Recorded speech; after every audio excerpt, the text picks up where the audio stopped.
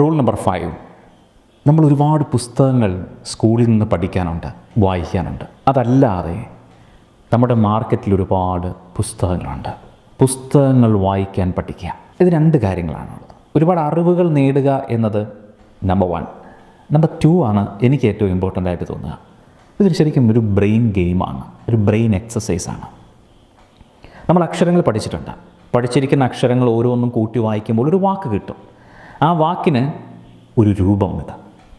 ഇതെല്ലാം നമ്മുടെ brain imagine ചെയ്യും. ഉദാഹരണത്തിന് ലിസ്റ്റ് കളക്ടർ എന്നാണ് നമ്മൾ വായിച്ചിരിക്കുന്നതെന്ന് പറയുക.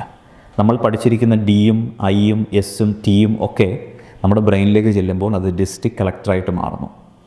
ഓക്കെ, ഇത് നമ്മൾ ശീലിച്ചിരിക്കുന്ന നമ്മുടെ ബ്രെയിനിലെ നമ്മുടെ മെമ്മറിയിൽ സൂക്ഷിച്ചിരിക്കുന്ന വാക്കുകൾ കൂട്ടിച്ചേർത്തപ്പോഴാണ് പെട്ടെന്ന് നമുക്കറിയാവുന്ന നമ്മുടെ ഡിസ്ട്രിക്റ്റിലെ കളക്ടറുടെ രൂപം, പേര് ഒക്കെ പെട്ടെന്ന് മനസ്സിലേക്ക് വരും. ഇപ്പോൾ ഇവിടെ നടക്കുന്ന ഒരു പ്രോസസ്സ് ഇമാജിനേഷൻ, അല്ല ഇമാജിനേഷൻ്റെ ക്രിയേറ്റിവിറ്റി, ഇതെല്ലാം കൂടെ ഒന്നിച്ച് സംഭവിക്കുകയാണ്. നമ്മുടെ ന്യൂറോട്രോഫിക് സിസ്റ്റങ്ങൾ ഭയങ്കര ഫാസ്റ്റ് ആവാനായിട്ട് ഈ പുസ്തകങ്ങൾ വായിക്കുന്നത് വളരെയധികം ഗുണം ചെയ്യുമെന്ന് പറയും. നമ്മുടെ കാര്യങ്ങൾ മെമ്മറിയിൽ സൂക്ഷിച്ചു വെക്കുന്നതിന്, പഠിക്കുന്ന കാര്യങ്ങൾ ഓർമ്മയിലെടുക്കുന്നതിന്, റീകളക്ട് ചെയ്യുന്നതിന് പുസ്തക വായന ഭയങ്കര ഗുണം ചെയ്യുന്നതാണ്.